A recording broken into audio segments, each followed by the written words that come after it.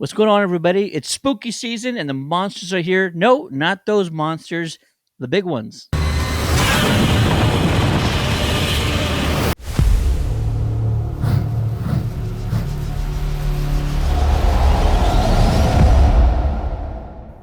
What's going on, Geeks and Geekettes? It's Steady here with the Countdown City Geeks, and we got a very special video for you guys. With me is the one and only Retro Ray. What's going on, guys? Nice to be back again. Absolutely. And like I mentioned, special video. We were lucky enough to catch the first half of the brand new Apple TV Plus series, Monarch, Legacy of Monsters. This show drops November 17th. It's all within the Godzilla monster universe. And we're not going to spoil anything, so don't be afraid. But we are going to give you sort of our instant reaction, sort of our thoughts so far on the series. So, without further ado, let's talk about Monarch, Legacy of Monsters. This is the world we live in. Monsters are an inescapable reality. Ray, you caught the first 5 episodes, man. I know you're a monster fan as much as I am. Let us know sort of what your general overview is. And of course, we're not going to talk about any details right now. We still got a month until the show comes out. So, your general thoughts for the first 5 episodes. From being a Godzilla fan, original Godzilla fan, if you watch the first one with Samuel Jackson, you're going to get some stuff. The special effects are great. I like where they're going with it because I'm a big kind of X-File-ish fan.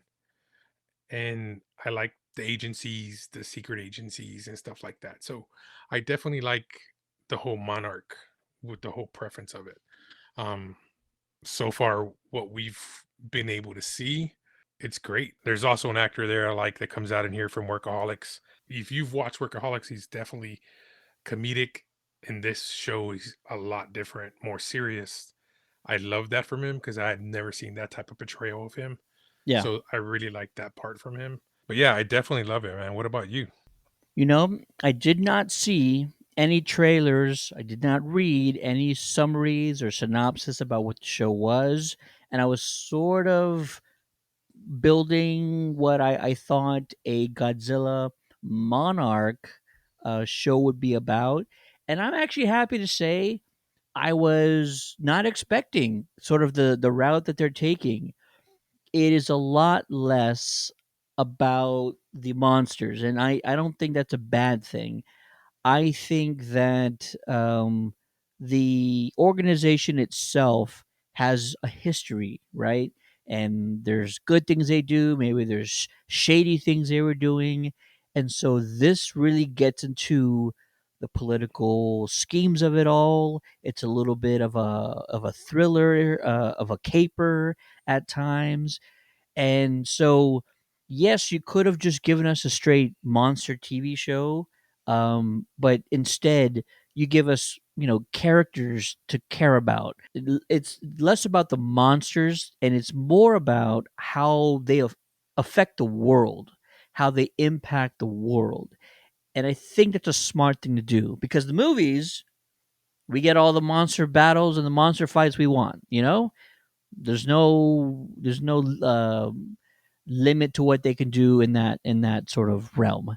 Um, but to see and feel the impact of what they do, how it traumatizes entire communities, cities, how they plan for these things. You know what I mean? Not a spoiler, but in our own reality, in our universe, as the audience, we have emergency scenarios and we prepare for those things. You have kids in schools that, do fire drills, do active shooter drills.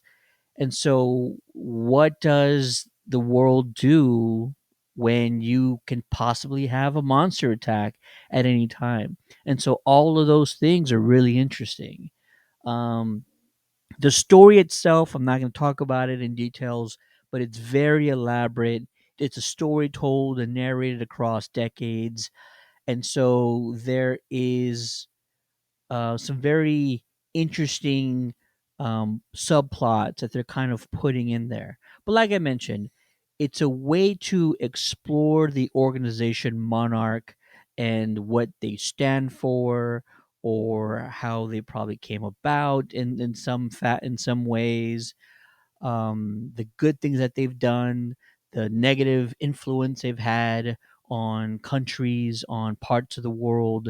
And so I think it's really fascinating. I'm enjoying it. I honestly dig Kurt Russell in anything he does. Ever since I saw Big Trouble Little China, I've been a massive Kurt Russell fan. So anything Kurt Russell, I'm already like in. But Kurt Russell in the Monster Universe, exploring, parts unknown. It's really interesting. So I think it's probably a little less action than as you're watching it, but the action sequences they do put in there, I think, are good. They're enticing, and we haven't seen the entire season yet, so I do feel like we are building up to something pretty spectacular. So I will say, stick around. There's a lot of twists, a lot of turns. I think it's exciting, and I can't wait to see how the rest of the season ends. What else you got, man? No, I agree with you. I mean, I do want to find out more about Monarch. I feel that there's stuff that we're going to find out in episode 6 or leading up to 10. So I definitely am looking forward to seeing what's behind it, who's actually running it. So, I mean, there's so many things that are running through my head about it, but I'm looking forward to it. Like I said, what we do see the very first 2 episodes is very intriguing. Um, but yeah, dude, I can't wait to finish watching the season. Monarch, the first season drops on Apple TV Plus November 17th. Monarch, Legacy of Monsters.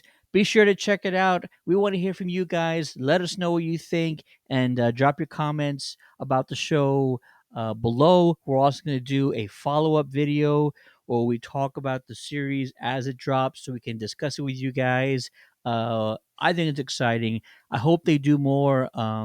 This is a great way to explore the rest of this monster universe that doesn't just focus on the monsters. I know that sounds kind of crazy, but it gives us depth and it gives us layers to this entire universe that they're giving us. And I think there's a lot you can do with that. And I'm really excited. So for the Countdown to the Geeks, my name is Ted, aka Steady, and joining me once again, the one and only Retro Ray. Hey guys, thanks for having us again. Peace. Have a good night.